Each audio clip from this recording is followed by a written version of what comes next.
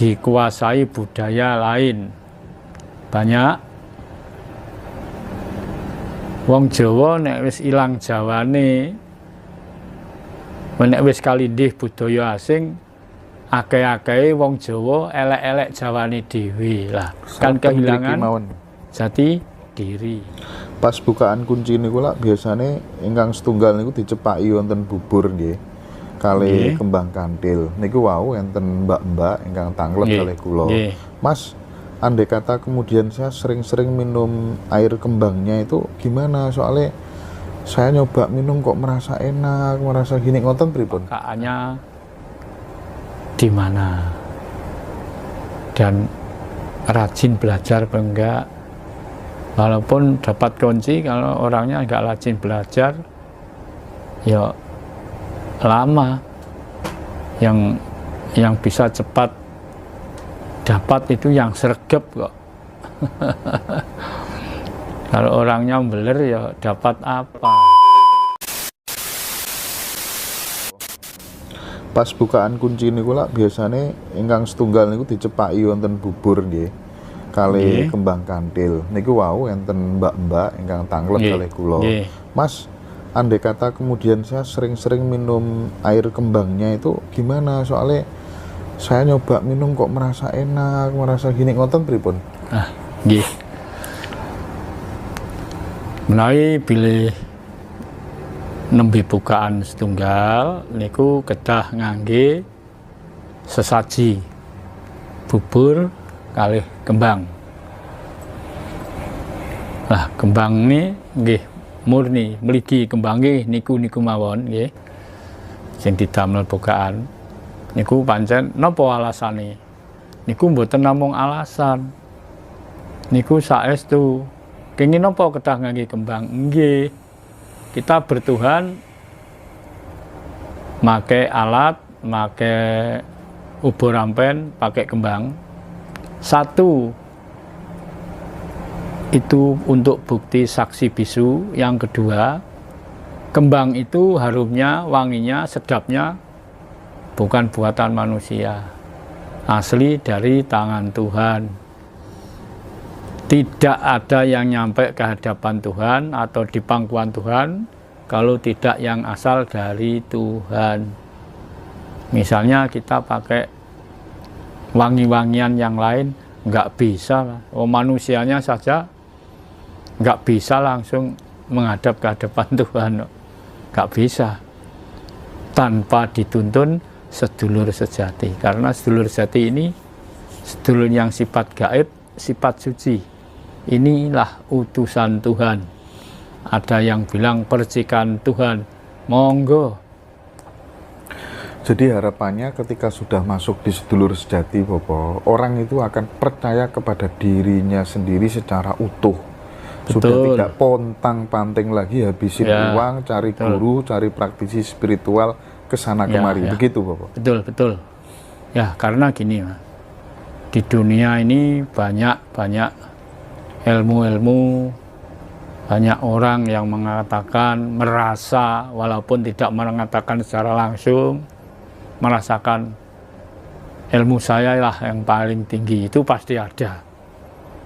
Ya nggak apa-apa lah wong merasakan, merasa paling tinggi. Tapi tentang ketuhanan bukan tinggi dan rendahnya ilmu. Yang dikatakan ilmu yang paling tinggi yang bagaimana?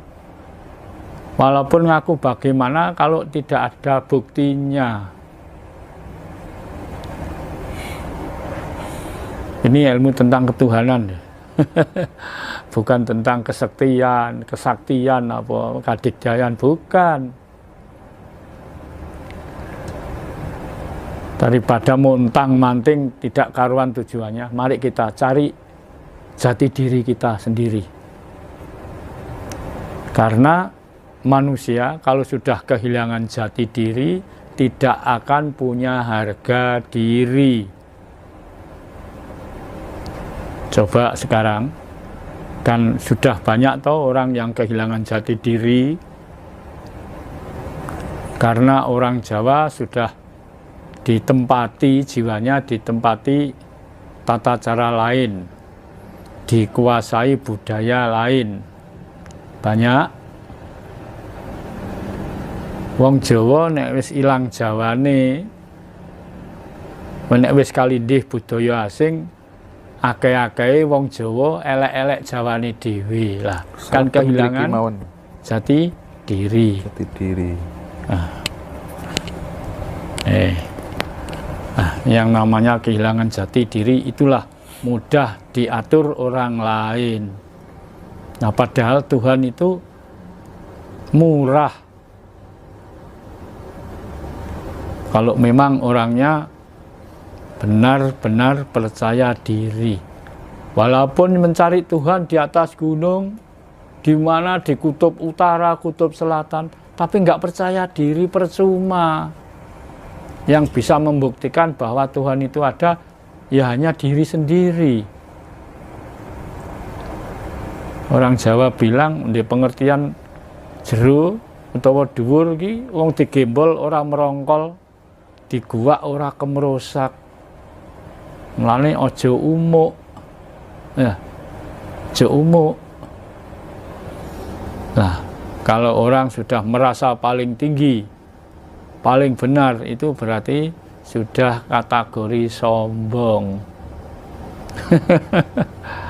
Jadi kita sama, ayo kita mencari jati diri kita masing-masing. Jangan sampai mudah diatur orang lain. Terus niki Bapak, reaksine warga-warga dek dalu ingkang sami bukaan kunci niku pripun mawon, mungkin kok saged ngoten penjelasane pripun. Mila nika reaksi-reaksi ingkang dipun alami sederek-sederek ingkang derek bukaan. Kunci sama kuncinya, tapi reaksinya tidak sama. Karena apa? Manusia itu ya nggak sama, karakternya berbeda, posisinya berbeda, profesinya juga berbeda, jadi reaksinya nggak sama. Apalagi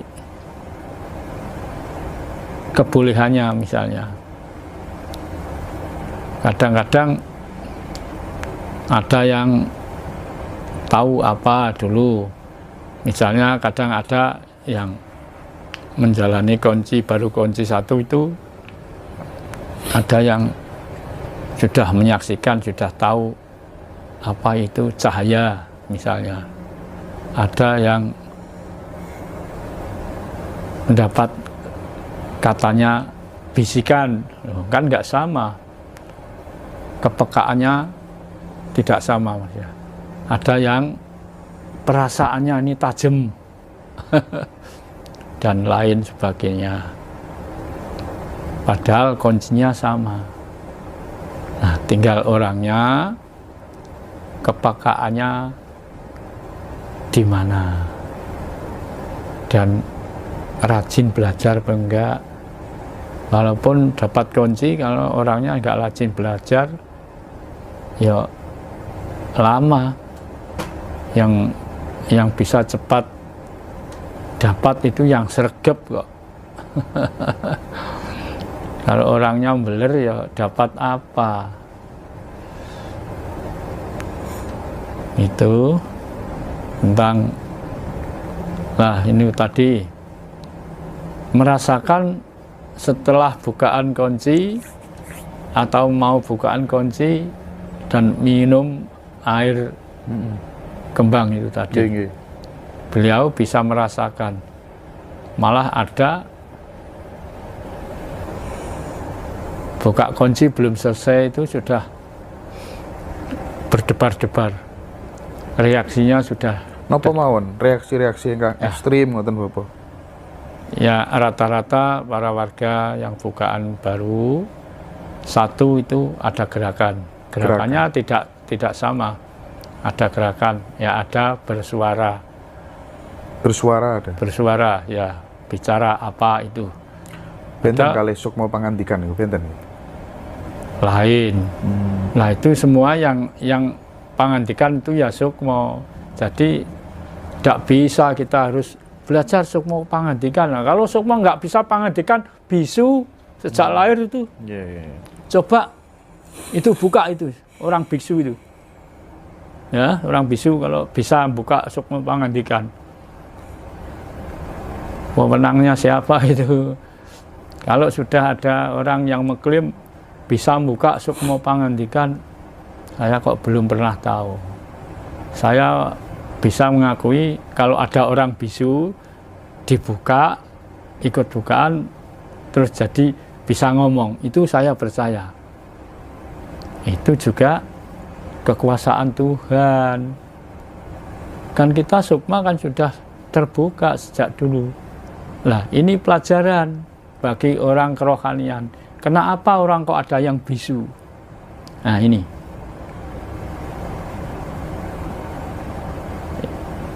Nah, tentang ajaran ini kalau dibicarakan pakai teknologi ya nggak bisa. Tapi kalau orang dungu bisa dibantu alat teknologi, bisa mendengar. Tapi belum pernah dengar dan belum pernah tahu orang bisu bisa sembuh bicara sempurna.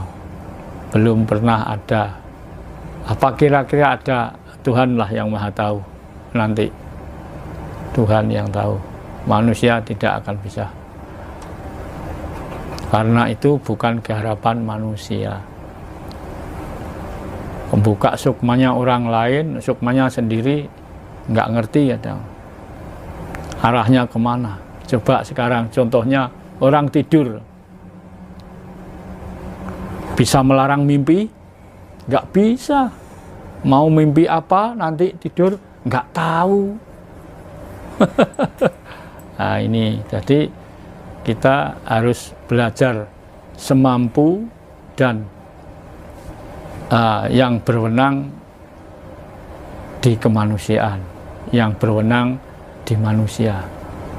Makanya jangan sok ngeklaim besok kamu diginikan, besok kamu mendapat ini loh, wong nasibnya sendiri belum tentu tahu kok. Jadi mari kita duduk sama rendah, berdiri sama tinggi, menjadilah orang yang benar-benar berketuhanan.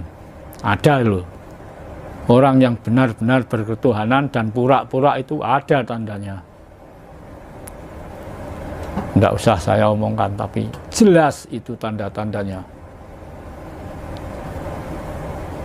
Siapa yang tidak tahu, ayo monggo ke sini saya tunjukkan.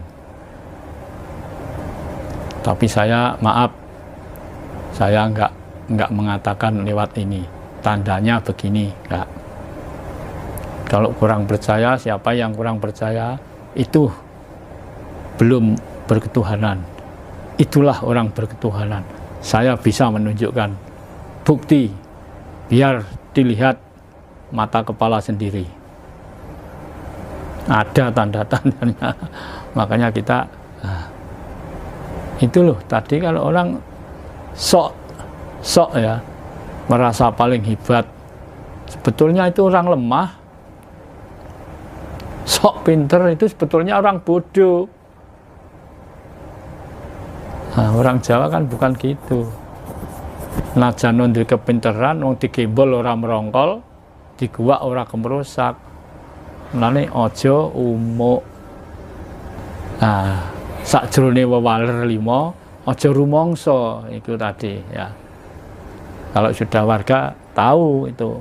Tapi yang ngantos pingsan mboten enten nggih, Bapak? Loh, mboten saged. Kok pingsan niku menapa? Reaksi sampai luar biasa. Ingat betul. Sampai gerak ke bagaimana, ingat betul. Ada reaksi berarti ada sebab. Ini loh. Orang kepercayaan, orang penghayat kok pingsan, latihan kok pingsan. Ya, belum. Karena gini, kalau sudah sedulur kita ini, sedulur jati ini, mengajari kita, naik ke dalam alam kerohanian. Itu kalau sudah mampu kita ditunjukkan sana, dituntun. Karena manusia itu makanya disebut makhluk yang paling sempurna. Sebenarnya manusia itu kan punya dua raga.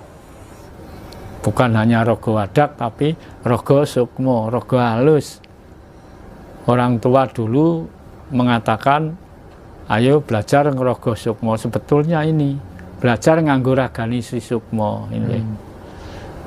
Ini bisa dipelajari, bisa. Kalau mencari Tuhan, tidak lewat tata cara gaib, Tuhan itu sifatnya gaib. Ya nggak bisa, tuh, nggak sambung. Tuh. Makanya kita minta dan menggunakan saudara kita yang sejati, yang sifat gaib dan sifat suci. Itu kalau orangnya percaya bahwa punya saudara yang sejati. Kalau nggak percaya jangan cari. Nggak percaya kalau punya saudara kok nyari saudara. Itu bahwa Tuhan itu saja. Kalau orang nggak percaya bahwa Tuhan itu ada, jangan mencari Tuhan. Nggak usah percaya kepada Tuhan. Berarti kan orang yang tidak berketuhanan. Kalau percaya, mari kita belajar sama-sama. Tuhan itu apa? Bagaimana? Di mana? Milik siapa? Ini. Nek niku wau jawabane napa sing minum kembang kandil air toya wau. Minum air kembang tadi. Kalau sudah saya berikan kunci, sudah diucapkan kunci, sudah diresmikan, menerima kunci, baru minum kembang itu satu itu saksi bisu. Dan yang kedua, diakui apa enggak diakui, itu sudah mengandung energi gaib. Kalau dalam kehidupan sehari-hari sering minum kayak gitu pripun? Kalau dalam kehidupan sehari-hari minum air kembang, yang penting jangan terpaksa. Jangan bernafsu. Biasa-biasa saja boleh.